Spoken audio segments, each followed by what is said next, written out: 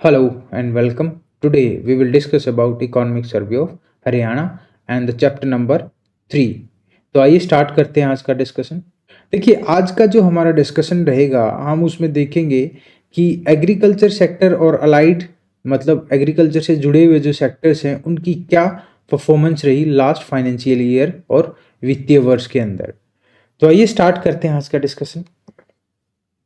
देखिए डिस्कशन को आगे बढ़ाने से पहले सबसे पहले तो हमें ये देखना होगा कि एग्रीकल्चर और अलाइड सेक्टर्स का रोल कितना है हरियाणा की जीडीपी के अंदर।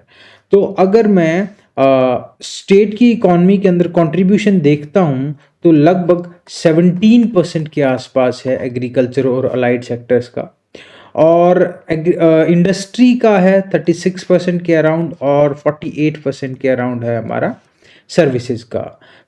ये बड़ा ऑड सा लग रहा होगा आपको, क्योंकि हरियाणा की जब भी बात आती है तो हमें ऐसा लगता है कि हरियाणा एक एग्रेरियन स्टेट है, बट अगर आप डेटा को देखोगे तो डेटा ये कह रहा है कि Haryana is a service oriented state rather than agriculture oriented. तो आइए देख लेते हैं कि एग्रीकल्चर और अलाइड सेक्टर की क्या परफॉर्मेंस रही लास्ट फाइनेंशियल ईयर के अंदर। तो 2021-22 की अगर मैं बात करता हूं, the share of agriculture and allied sector in GSDP was recorded 16.9%। GSDP क्या होता है? GSDP is like GDP at national level. So what is GDP? GDP is the total value of goods and services produced within a country or within a territory in a financial year or in a given period of time. उसकी जो value आएगी goods और services की एक particular area के अंदर और एक पर्टिकुलर टाइम पीरियड के अंदर, उसी को हम जीडीपी या जीएसडीपी बुलाते हैं। जीएसडीपी एक स्टेट की हो जाएगी और जीडीपी बड़े मतलब नेशनल लेवल पे होती है। अब देखते हैं area under principal crops in 2020-21 के अंदर जो मेजर क्रॉप्स हरियाणा में उगाई जाती हैं उनके अंदर कितना एरिया आया। तो 2021 के अंदर लगभग 66 लाख हेक्टेयर्स के अंदर वीट और पेडी उगाई गई। यही हरियाणा की प्रिंसिपल क्रॉप्स मानी जाती हैं। Area under wheat and paddy crops to total gross sown area in the state was 61% during 2021। मतलब अगर 100 एकड़ खेती हुई है तो उसमें 61 एकड़ में गेहूं और धान उगाया गया। यहाँ पे ना एक टर्म बार बार आ रही है आपको, ग्रोस एरिया शोन, और एक टर्म होती है नेट एरिया शोन। ठीक है, तो ग्रोस एरिया शोन का मतलब होता है, मान के चलो एक प्लॉट है और ये 2 एकड़ का है। अगर हमने इसमें क्रॉपिंग की, कुछ फसलें उगाई, तो हमने अगर साल में इसमें 2 बार फसल ली, 2 बार, तो इसका नेट शोन एरिया तो 2 एकड़ ही रहेगा, लेकिन जो ग्रोस शोन एरिया है वो 4 एकड़ हो जाएगा।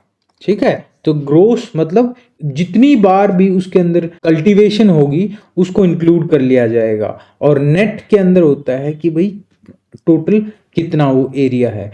तो अलग अलग देखते हैं प्रिंसिपल क्रॉप्स के अंदर। अगर मैं वीट की बात करूं 2021 के अंदर, the area under wheat was 25 lakh hectares.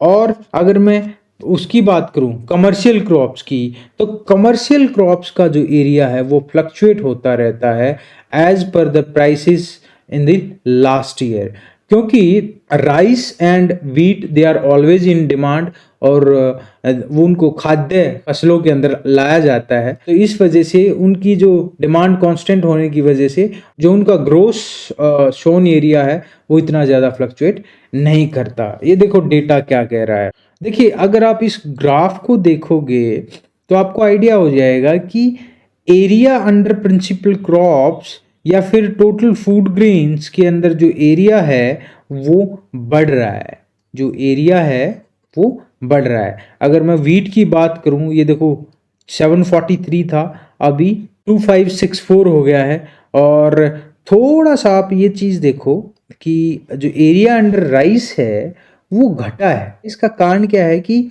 जो हरियाणा गवर्नमेंट है वो इतना ज़्यादा प्रमोट नहीं कर रही है rice cultivation. In fact Haryana government तो थोड़ा बहुत इनडायरेक्टली उसको डिस्करेज ही कर रही है।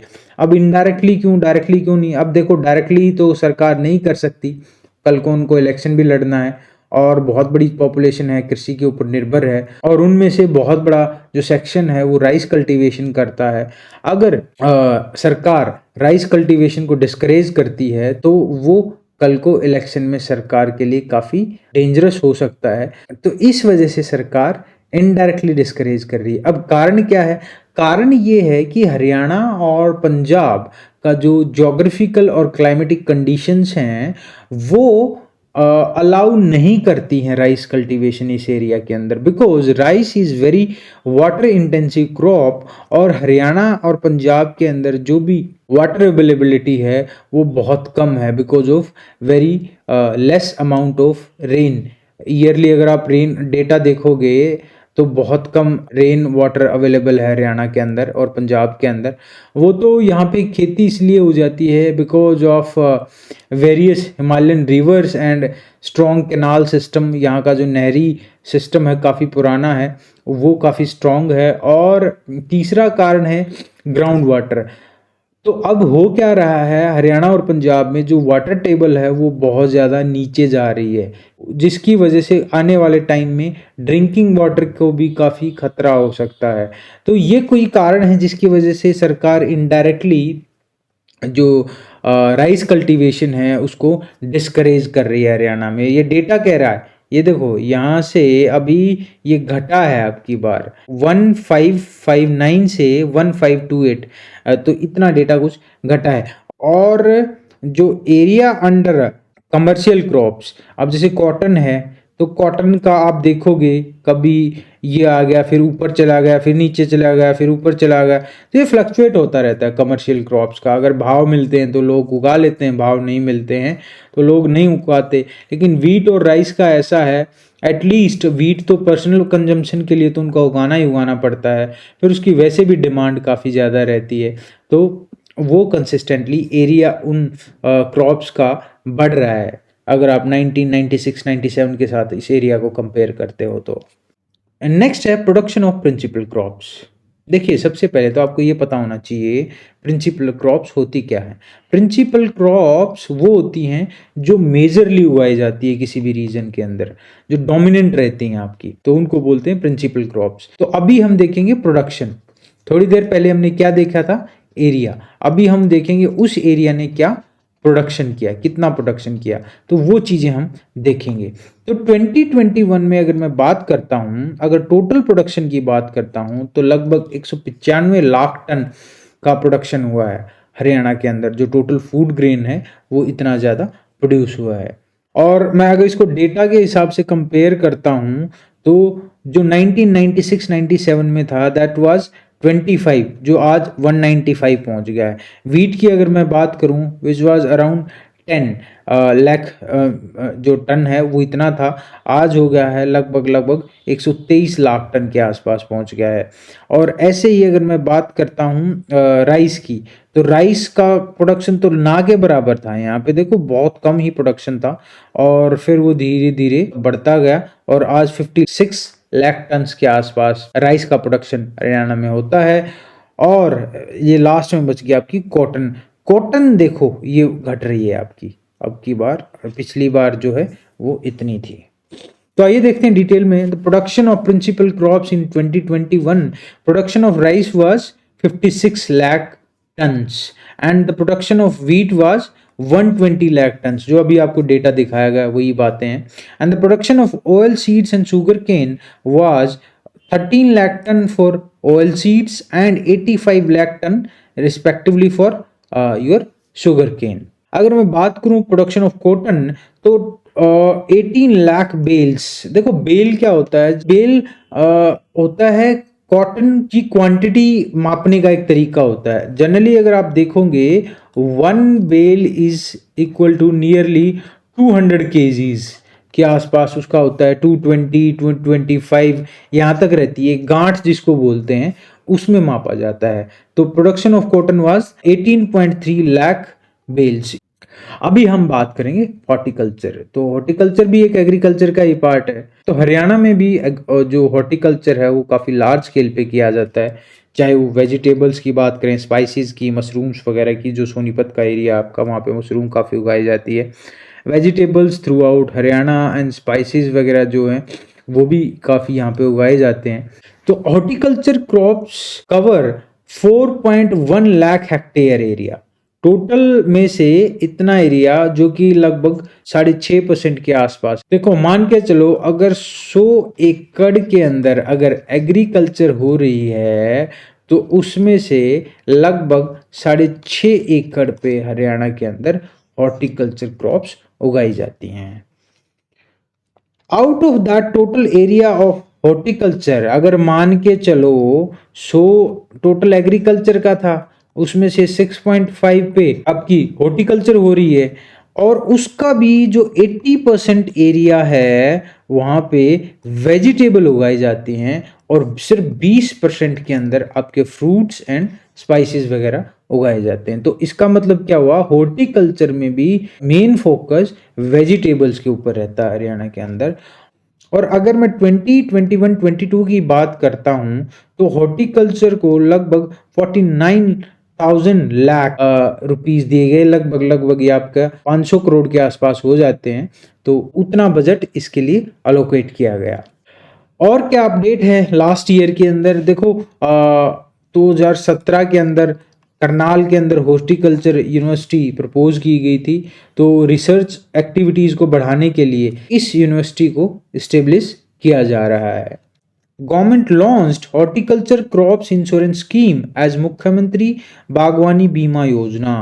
तो मुख्यमंत्री बागवानी बीमा योजना क्या है कि अगर हॉर्टिकल्चर फार्मर्स को कोई नुकसान होता है, उस केस में उनके रिस्क को कवर किया जाएगा। सरकार उनकी जो घाटा है उसको कहीं ना कहीं कंपनसेट करेगी।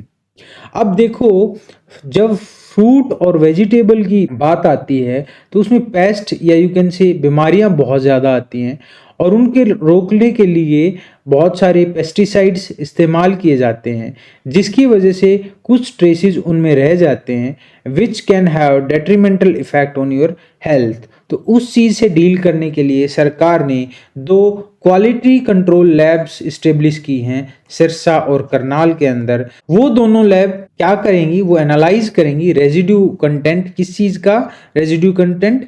Pesticide residue content. कहाँ कहाँ पे वो आपका सॉइल के अंदर, वाटर के अंदर, और जो प्रोड्यूस है, जो फल या सब्जी हमें पैदा हुई है उसके अंदर। ठीक है, तो ये थे मेजर डेवलपमेंट्स हॉर्टिकल्चर के एरिया के अंदर, हरियाणा के अंदर 2021-22 के अंदर। अभी देखते हैं एनिमल हस्बेंड्री। देखो, एनिमल हस्बेंड्री की जब भी बात आती है तो Haryana one of the leading state है। स्पेसिफिकली जब हम इसकी नस्ल की बात करते हैं, मुर्रा नस्ल की जो भैंस है, they are famous not only in India, in the world. उतना जो प्रोडक्शन है और उस लेवल की जो क्वालिटी ऑफ मिल्क है वो बहुत कम दे पाती हैं, कोई भी ब्रीड उनके आसपास नहीं टिक पाती है। तो एनिमल हस्बेंड्री जो डिपार्टमेंट है उसका काफ़ी ज़्यादा रोल रहा है इस ब्रीड को प्रमोट करने के लिए, और इसी वजह से they provide free veterinary health care. Haryana के अंदर जो पशु विभाग है वो यहाँ के लोगों को फ्री वेटरनरी सर्विसेज प्रोवाइड करता है। According to live stock population और the census to 2019, Haryana possesses 2.5% of bovine population of the country. अगर 100 भैंसे हैं या भैंस भेड़ बकरियां हैं इंडिया के अंदर, तो उसमें से 2.5 हरियाणा के अंदर पाई जाती हैं। Haryana contributes almost 118 lakh ton milk produce करता है, जो कि लगभग 6% देश का जो टोटल मिल्क प्रोडक्शन है उसका। काफ़ी ज़्यादा है, इतना छोटा सा जो स्टेट है वो लगभग 6% मिल्क प्रोड्यूस कर रहा है। और उसी की वजह से हरियाणा के अंदर पर कैपिटा पर डे, मतलब हर रोज हर आदमी के हिस्से लगभग 112 ग्राम के आसपास मिल्क आता है, जो कि नेशनल एवरेज से बहुत ज़्यादा ऊपर है। नेशनल एवरेज कितना है? ये है आपका 400 ग्राम के आसपास। तो इसी वजह से हरियाणा को दूध दही का देश भी कहा जाता है। To provide employment opportunities to SC livestock owners, अगर कोई एससी कैटेगरी से बिलोंग करता है और वो लाइव स्टॉक रखता है तो उसको सब्सिडी दी जाएगी लगभग 50% के आसपास। किसके लिए? For the establishment of animal dairy, अगर कोई डेयरी बनाता है उसके लिए। और क्या कर रहा है डिपार्टमेंट? डिपार्टमेंट प्रमोट कर रहा है हमारी जो इंडिजीनियस ब्रीड्स हैं उनको, जैसे हरियाणा, साहिवाल, बिलाही, गिर, इनको प्रमोट कर रहा है। कैसे प्रमोट कर रहा है? इंसेंटिवाइज कर रहा है ऑनर्स को। 5 से 20 हजार रुपए उन ऑनर्स को दिए जाते हैं जो अपनी गाय या भैंसों का अच्छे से ध्यान रख के उनसे ज्यादा दुग्ध उत्पादन करवा पाते हैं।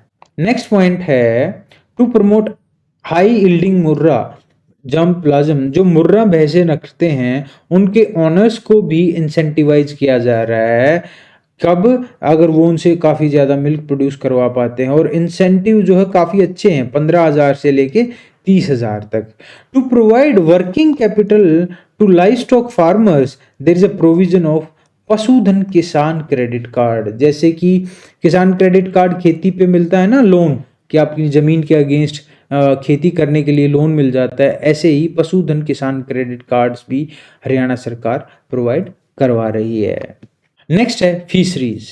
अब देखो हरियाणा के अंदर फिश कल्चर धीरे धीरे बढ़ रहा है, और अगर मैं 2020-21 की बात करूं तो लगभग 18,000 हेक्टेयर के ऊपर फिश कल्चर हुआ है। और इसके कुछ और भी फायदे लिए जा रहे हैं, जैसे कि कुछ स्लाइन एरियाज हैं जहां पे फिश की जगह वाइट श्रिम्प कल्चर स्टार्ट कर दिया है। स्लाइन एरिया कौन से होते हैं? जहां पे वाटर लॉगिंग हो जाती है, और जब वाटर लॉगिंग हो जाती है तो जो धरती के अंदर नीचे सॉल्ट्स हैं वो ऊपर आ जाते हैं, और जिसकी वजह से जो वहां पे जमीन है वो एग्रीकल्चर करने लायक नहीं रहती है। तो यहाँ से दो फायदे हैं, एक तरफ तो आपका वाइट श्रिम्प कल्चर हो जाएगा और दूसरी तरफ जो जमीन है वो यूटिलाइज हो जाती है। इस तरीके के होते हैं आपके वाइट श्रिम्प्स। इसमें डिस्ट्रिक्ट झज्जर, रोहतक और हिसार में ये कल्चर स्टार्ट करवाया गया है।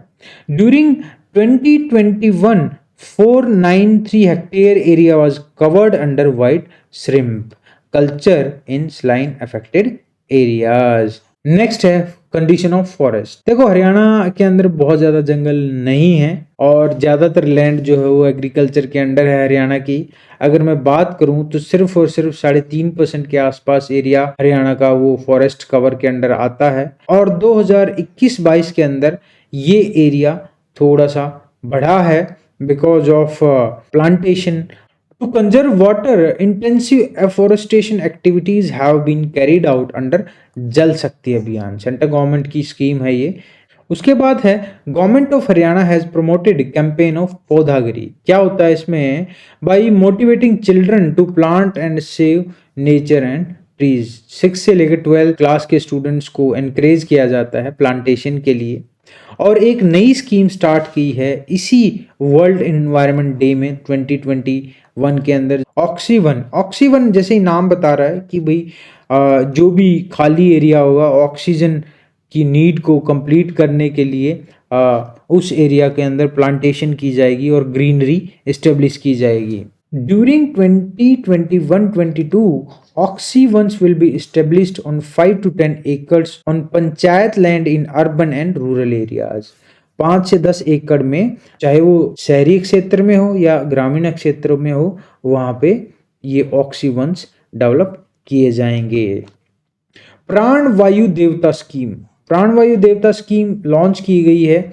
इसमें क्या है, जो बूढ़े पेड़ हैं जिनकी एज 75 ईयर्स से ज़्यादा हो गई है उनको प्रोटेक्शन के लिए पेंशन दी जाएगी 2,500 रुपये पर ट्री हर साल। मतलब हर साल 2,500 रुपये उस पेड़ के लिए दिए जाएंगे। नेक्स्ट है in collaboration with Bombay natural history society. बहुत बड़ी सोसाइटी है ये भाई, नेचर कंजर्वेशन में काफी बड़ी एनजीओ है ये। Has setup a vulture conservation and breeding centre near Pinjore. Pinjore के आसपास वल्चर्स को कंजर्व करने के लिए एक ब्रीडिंग सेंटर बनाया गया है। ठीक है। So this was all about chapter number 3। Mainly it was data, ज़्यादा एक्सप्लेन करने का कुछ था नहीं यहाँ पे। So thank you for watching, see you in next video, thank you.